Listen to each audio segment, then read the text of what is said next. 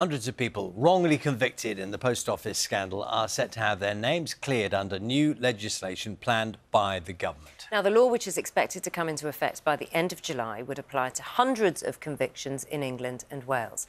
Between 1999 and 2015, more than 900 sub-postmasters were wrongly prosecuted due to a faulty computer system called Horizon.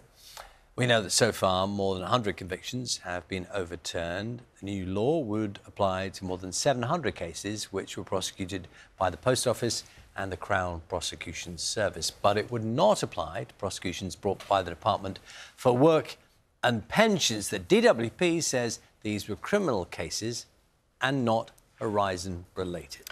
We're joined now by Keith Bell, who's a former sub-postmaster. Morning, Keith, and a solicitor for the victims, David Enright. Good morning, David, as well. Good morning. Keith, let me talk to you first. Let's just get your reaction to this announcement by the government. Finally, at last, we seem to be making progress. I think we've got to thank Kevin Hoylake because he seems to be working very hard at this. And under his leadership, it seems to be moving as quickly as you can expect, I suppose. Still frustrating to most of us, though. You know, Keith, we've spoken to a fair number of sub-postmasters, each of which has a heartbreaking, fascinating and remarkable story. Am I right in believing that you, after paying back and you got 200 hours of community service, it was only once you watched the ITV drama that you kind of realised you had more of a case than you thought? Yes. At first, I didn't even watch the series. I couldn't bring myself to watch it. And then I did watch it. And I thought the least I could do was add my weight behind the appeal. I never thought that I would be in a position to challenge the Post Office. They have a much stronger knowledge of IT and legal things. I honestly didn't think I would be able to challenge them. It was just a relief to be able to think that and to move forward with it. Yeah, Keith, good morning to you. It's Charlie here. A relief, I'm sure, is an understatement.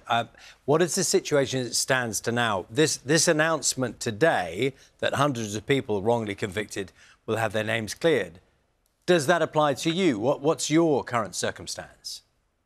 As far as I understand, that I'm included in those figures, and hopefully when the legislation goes through and the convictions are overturned, then we'll be able to move forward.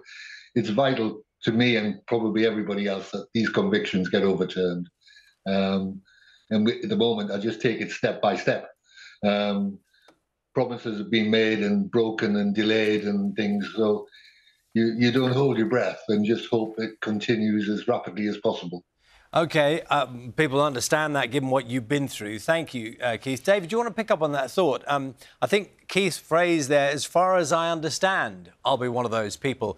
I mean, even now, that's a horrible situation to be in.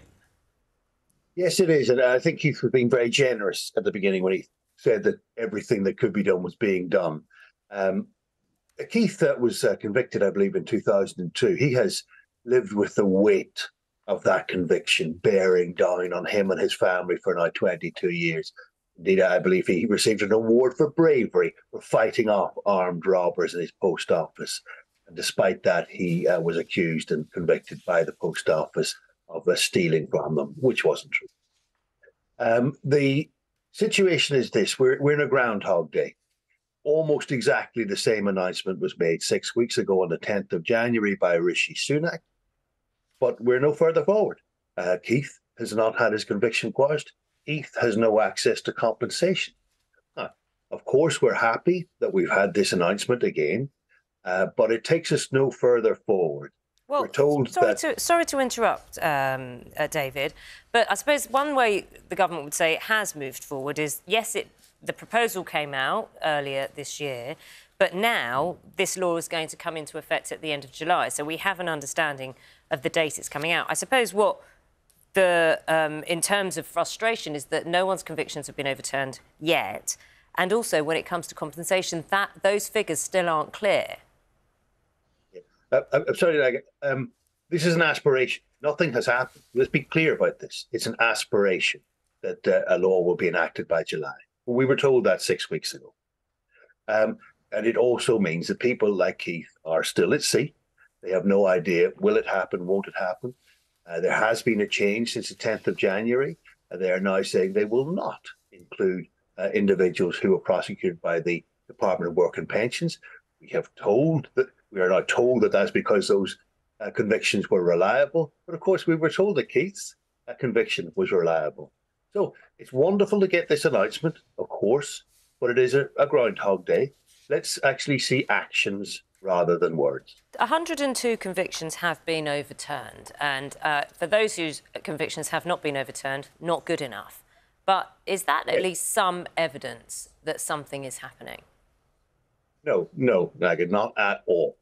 There are somewhere around 800 individuals who were wrongfully convicted, believed to be wrongfully convicted. Only 100 have had their convictions overturned. So we are talking about approximately 80% of the victims who have still not been identified, vindicated, or compensated. So this is a huge national issue, and it's not getting a national response because, of course, yesterday's announcement does not include Scotland, does not include Northern Ireland. Why are these people in other parts of our United Kingdom being left out of the equation? Keith, if we can go back to you, we have heard from so many people who've been in similar circumstances to you about how not only what happened then, but how the delays, as was evidenced just a moment ago by David Enright, add to how difficult things have been for you. What do you say about that? Well, definitely leading up to the programme, you sort of, after 20 years, you've managed to sort of push it around the back of your mind and forget about it. And then your hopes get raised again. And then when the delays come along, you sink back down to where you were again.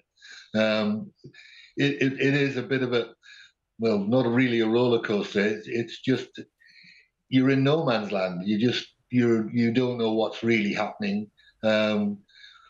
I don't understand the procedures that they have to go through in Parliament to get all this through, but surely they need to get a move on and get it sorted out as quickly as possible. Look, Keith, we appreciate your time this morning. Keith Bell, who was a former Sub-Postmaster, and David Enright, solicitor, who's acting on behalf of many of those people. Thank you both very much for your time this morning. Thank you.